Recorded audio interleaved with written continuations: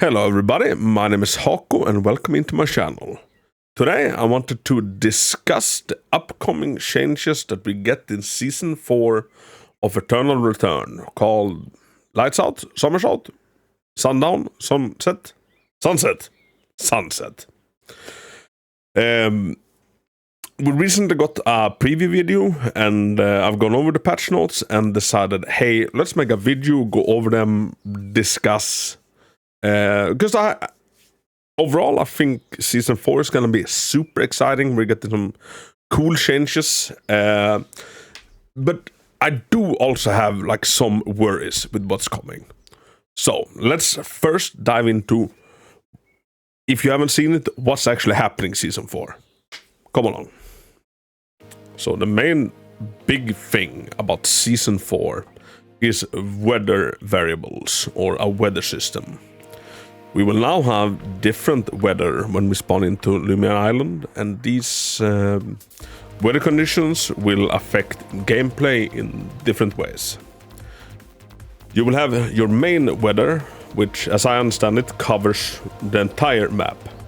You load in and you either get one out of 4 weathers. You either get cloudy, which is the default weather, and no additional effects applied. You get clear. And Clear says, recovery from crafted consumables is increased. Higher chance to get rare materials from collecting potatoes and fishing. Day and night vision is increased for all players. And overall there are less brushes around the island. Less brushes, and the brushes do exist, they will get smaller.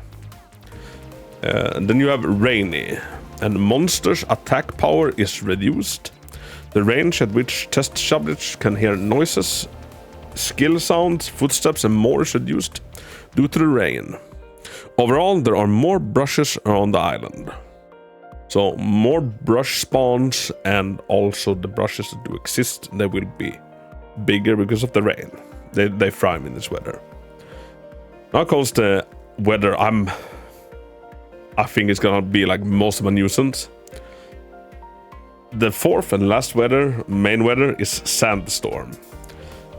A mild healing reduction effect is applied to all test subjects. A whirlwind is created, making targets fly in the air. Day and night vision is reduced for all players.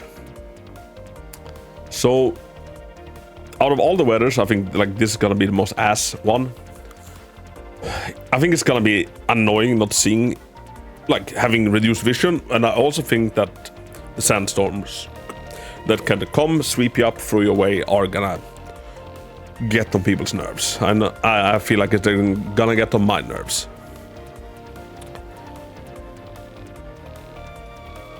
And also, we have sub-weathers. So every time you load into Lumia Island, you will get one main weather and then one sub-weather. And the sub-weathers are as follows. Windless. Lumia Island's environment is free of wind. No additional effects are applied. So this is basic. This is what we have currently. Then you have foggy.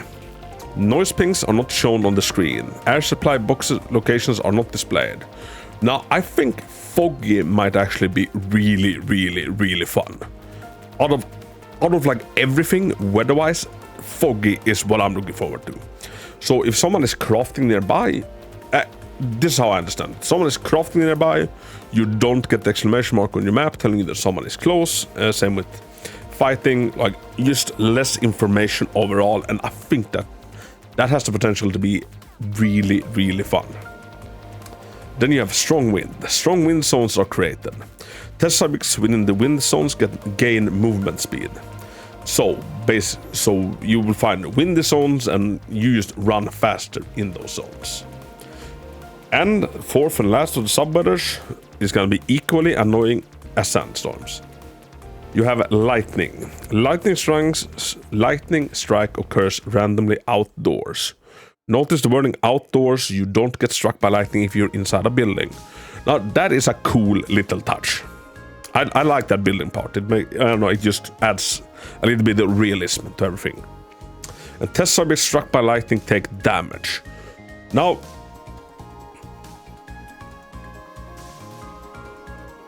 I'll touch upon this more on the discussion at the end, but I'm a little bit against this one.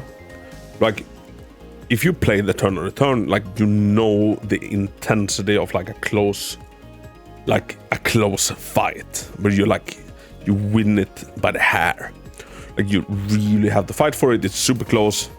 Like, imagine those fights, but they instead end in the enemy's favor because you got hit by lightning. I don't know. I don't know what to feel about lightning, and obviously we'll have to see how much of an issue it is. Maybe it's super easy, you will never get hit. Maybe it just adds a nice thing to it. So yeah, those are the main weathers and the sub-weather. So main, we have cloudy, clear, rainy, sandstorm. Sub-weather, windless, foggy, strong winds, lightning. Out of all of those, I think that rainy is going to be the most fun main, and I think foggy is going to be the most fun. No, actually, you know what? I think both clear and rainy are going to be fun. I think foggy is going to be fun. Strong winds, run faster, might be fun. We're also getting enemy kill effects. So activate when your team wipes out an enemy team. So this basically turns it more into League of Legends. You will have like, oh, this team terminated this team, which is nice in a way. Like, I think it just adds a little bit more. It adds a little bit more flair. It makes accomplishing stuff feel better. Also, you as a player of another team, you might like recognize like, oh shit, I've now seen this team like route 3 other teams. So then when you encounter them, you're like, oh, like these people are like cold-blooded killers. We should stay away. So a little bit more information, and yeah, I think this is gonna be good. Then I also had in clutch. Activates when a single player wipes out a team while being the only survivor in their team. Enhanced terminate is momentarily applied. So that, I think, is a minor change, but I also think it's a good change. I'm all for that one. They're also adding in some augments. We're adding a new category of augments, chaos. We're also tweaking the rules for selecting augments. In season 4, you can only select one secondary augment from the left and one from the right. The above rule also applies when you select sub-augments. New augments names are subject to change. So new augment category, chaos. Chaos augments consist of 3 core augments and 6 secondary augments. They directly affect combat by dealing great additional damage and skill support. There's gonna be some fun one coming up. One is Stellar Charge. Activate 3 different skills within a certain period of time to accumulate Stellar Charge. Charge. Your next basic attack within a certain period of time deals additional damage and reduces base skill cooldown. I think this is gonna be fun. I think this is gonna be fun. It's like Electrocute but on drugs from League of Legends. This can be fun. Then you have Ghost Light. Dealing great damage within a short period of time releases a Ghost Light that attacks the enemy, dealing damage over time and applying healing reduction. So basically a version of Ignite. I'm sorry, I keep using League terms, but I feel like a lot of people are. Accelerator. Your first 3 basic attacks are faster, and the third one deals additional damage. So, should I keep with the League terms? So this is damn, what's it even called, the League? I don't even remember. I don't play League anymore because I play Eternal now. But yeah, your first 3 attacks come out faster, and the third one deals an additional damage. I think overall, like, these ones are interesting. They're good. I can see some champions using them to like great extent. Like, I'm really interested in using Accelerator for my Katja, for example. And there's some secondary augments. I'm not sure if I should get into all of them, but they're kind of interesting. I'll leave a link to like the full official preview page on Eternal Returns website. There's a bunch of new item effects, quick effect, brute enhance, whirlwind.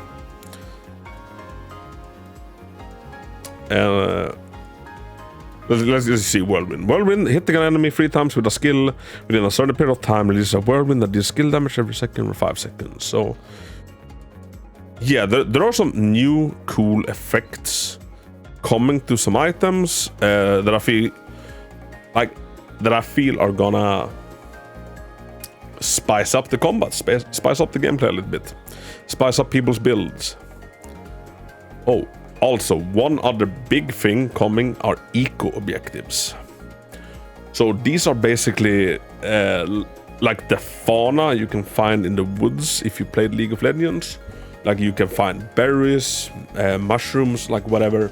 You hit them and they do stuff. You have healing spray, which looks like a little question mark. You hit it, and a big healing area starts flowing out of it. You have the glowing flower. You hit it, and from like in a fan shape out of it, you will have vision revealed. So it works exactly like the vision flower in League of Legends. Gonna be super useful. You have sandy mushroom. You hit it and you get a decent sized sand cloud you can stand in, and it hides you. It acts like a brush. You have white lily. When the lily is activated, targets within range are knocked back.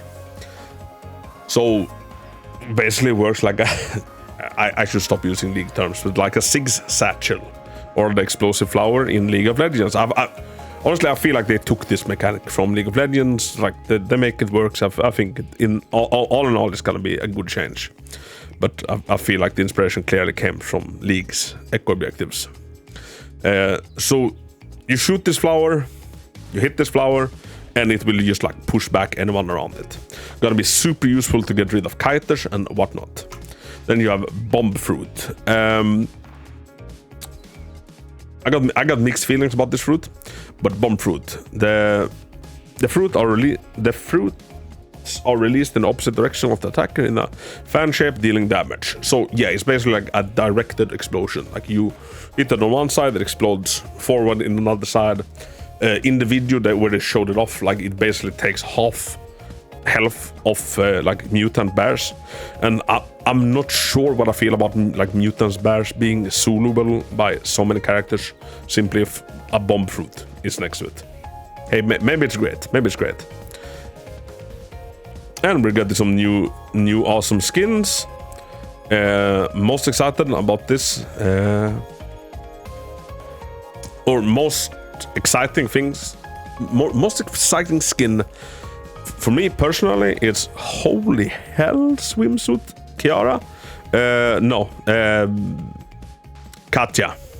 Katya is getting a Demon Hunter skin, and I'm a big Katya main, so I love that. There's a bunch of cool stuff on the website. Also, new champ Lenore looks absolutely amazing. And we're also getting Darko kinda soon. Seems like he has a golf club. It's gonna be great. So, all in all, what do I feel about these changes?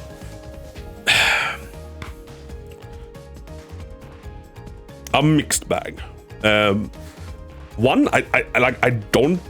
Maybe this is just me, but like I don't feel like season 3 has been here enough. Like I don't feel like people are tired of it yet. Like I feel like they could. I feel like they could have held off with this a little bit and worked on some other things. And one of the things I keep hearing is like, oh, season 4 they're gonna work on marketing, because honestly, I think most people would agree that like the big changes we need to the game are not necessarily new gameplay mechanics. It's not like anything new, fancy and flashy, because what's there is an absolutely fantastic MOBA that nobody knows about. And I think that's the problem. Like nobody knows about Return. I've heard so many times that season 4 they're gonna work on marketing. I see nothing mentioned about marketing. Maybe that's a separate thing and that will be coming. But yeah, Return needs to get out there more. What we need are not bomb flowers. We need an explosion in the player count instead. And Eternal Return is confusing for new players. I'm looking at the changes we get now for season 4, and like, let's face it, it's not gonna be less confusing. This is a nice bone for like us players in the community that already know the game very well, but we don't necessarily need to cater to it because we love the game and we stay with it. We need new players getting the game, installing it, playing the first game, and having them feel a little bit like they know what they're doing, not immediately like, what in the gods is this? There is sand, there are tornadoes, like there are exploding flowers, like do you get what I'm saying? We need the game to be a little bit tailored towards new folks, so we get new folks into the community. Because that's the number one thing we need. We need players, we need new players, and we need this game to blow up a little bit. We need active servers outside of Korea. Like, wouldn't that be absolutely lovely? Overall, just looking at, like, for me personal, as like I'm not a veteran by any means. I started this game in January, absolutely loving it, super hooked on it. Like, I'm excited for these changes. I think they're gonna be fun, although like I touched upon when I went over the changes, I'm a little bit worried that like the sandstorm will be like not fun, just annoying. Same with lightning, like getting hit, taking damage, and maybe the lightning is nothing, like maybe you won't even notice it. Like, we don't know until we have this hands-on. This is just like what I'm getting from just watching the preview, watching what's coming, think about it. And overall, I think it's gonna be good, and I'm super excited for season 4. And I feel like the dev team are like, they do so much things right. I've seldom been part of a game that like puts out balance patches as often as they do, and like they are on top of the statistics. They nerf anything that sticks out. They buffs most things that needs a little bit of help, and like they are very on top of things, and they do deliver like new stuff. And I just hope that season 4 also comes with a push for more advertisement, just getting out there, basically getting out there. That's what Eternal Return needs more than anything else. But yeah, season 4 hits in not even 2 weeks from making of this video, if I'm not messing up the date of this. Yeah, around that time. And yeah, I'm super heckin' excited for it. And I started this, like I said, now in January 2024, and like I can in that time see the game improving in real time, and I honestly think that this game's best days are still ahead of it. If some cards align and focus and investments gets put into the right places. And hey, let's hope for some great weather in the coming weeks. I think that is what I wanted to touch upon. Oh yeah, also make it confusing for new players. Like, I'm looking at these item effects, and like they look interesting, but like they also look like they add another level of complexity to the combat. Because like you won't, like, new players will encounter someone running Whirlwind or Crushing Blow or Spirit Harvest, and they will be like, what the hell just happened? And I think the echo objectives can potentially be a good thing. Like I said, I don't like with the bomb how easy it's gonna be to like solo certain camps that are almost impossible to solo on most champs today. And like characters that are already hard to nail down, And catch, they will be even harder with the white lilies that like separates you when you shoot it and whatnot. But hey, maybe just adds an extra level of the skill ceiling building. Let's hope for that. But yeah, anyways, that is gonna be it for me today. I'm trying to think like, is there anything else I want to touch upon? No, I don't think there is. So thank you so freaking much for watching. If you found it helpful in any way, please, I would really love a like or a comment. And if you want to catch me live, I'm probably live right now over on Twitch or on YouTube. So hey, come say hi. If not, well, I'll see you on the island. Goodbye, people.